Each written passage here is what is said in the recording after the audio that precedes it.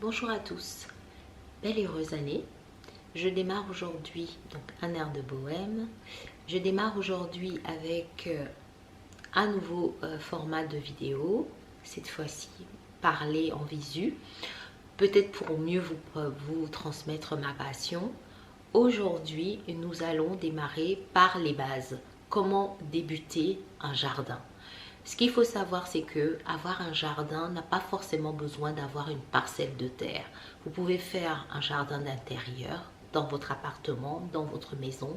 Si vous ne disposez pas de parcelle de terre, vous pouvez réaliser un coin de verdure sur un balcon, sur une terrasse, et vous pouvez vraiment vous amuser si vous avez un petit ou un grand carré de terre.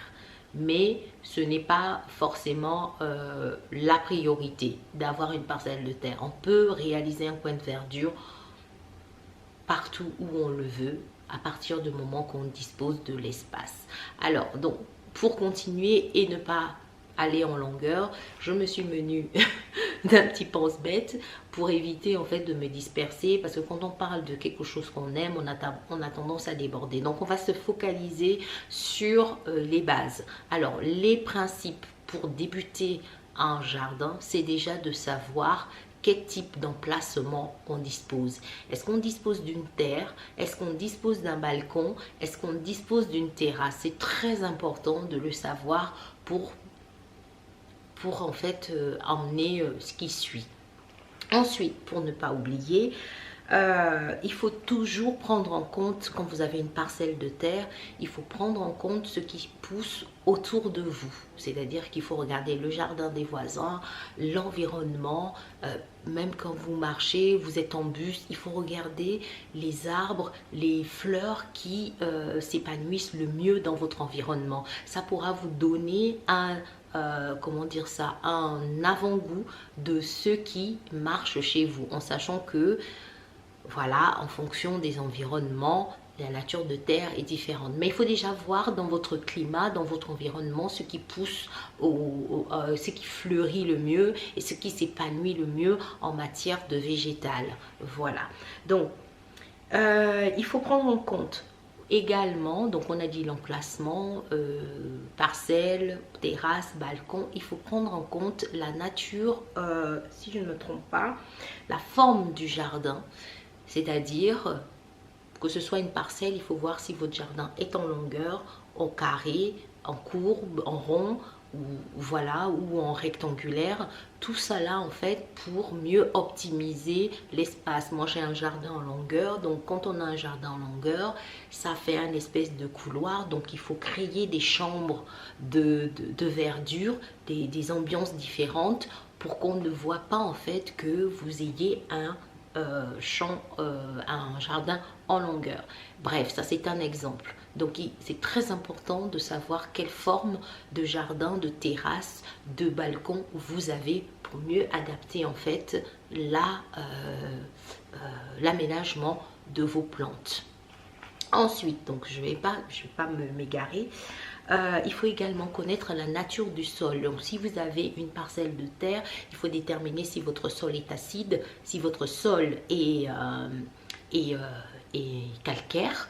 Tout cela passe pour en fait adapter les plantes qui aiment le type de sol que vous avez. Si vous avez un balcon, si vous avez une terrasse, pas besoin d'étudier la nature de votre sol. Vous pouvez adapter le substrat, c'est-à-dire acheter la terre qu'il faut à vos plantes à mettre dans un pot. C'est-à-dire que si vous avez par exemple un hortensia, on sait qu'un hortensia adore la terre de bruyère, mais la terre de bruyère est pauvre, donc il faut apporter du terreau. Donc il faut mélanger de la terre de bruyère qui est une terre acide. Et si vous avez, voilà, qui est une terre acide, donc il faut la mélanger à la terre au terreau fertile pour que votre hortensia se sente le mieux possible. Alors si vous avez un jardin et que vous avez une terre calcaire, il faudra apporter de la terre de bruyère. Vous voyez ce que je ne veux pas m'égarer, mais c'est à peu près cela. Donc il faut étudier la nature du sol pour adapter les plantes. Alors ensuite, on a l'exposition solaire. L'exposition, c'est de savoir à quelle exposition est votre jardin, votre balcon, votre terrasse. Donc les 4 points cardinaux, le nord, le sud, l'est, l'ouest. Parce qu'il y a des plantes qui se plaisent au sud, au nord, au sud, à l'est et à l'ouest. Pour qu'elles s'épanouissent à leur maximum. Si vous mettez une plante qui aime le soleil à mi-ombre ou à l'ouest, à l'est, ça ne va pas aller. Elle va pousser, mais elle ne vous donnera pas le meilleur d'elle-même. Ensuite, nous avons la taille et la forme des végétaux. Si je ne me trompe pas, voilà. Donc, si vous avez un jardin de 50 mètres carrés, vous n'allez pas mettre des plantes de 10 mètres de haut. Ça va de soi. Donc, il faut essayer d'adapter les arbustes ou les plantes en fonction de la taille de votre écrin de verdure. Pareil, sur un balcon, vous n'allez pas mettre en fait des plantes assez hautes qui vont jusqu'à 15 mètres. Ça va de soi. Donc, on adapte la hauteur des plantes en fonction des dimensions de son écrin de verdure. Voilà, en espérant n'avoir pas été trop longue. Je suis à 6 minutes 20. Si vous avez des questions, vous les posez en dessous. Je sais que je parle un peu trop, mais bon, c'est pour la bonne cause.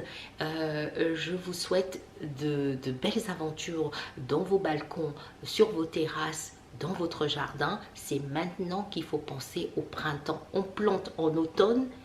Si vous n'avez pas eu le temps de planter en automne, on plante au printemps. C'est maintenant qu'il faut le faire. Donc, dès mars, on plante des vivaces pour que vous ayez un magnifique jardin. Voilà, et bien c'est tout. Posez toutes vos questions. Je suis à votre écoute et je vous dis à bientôt.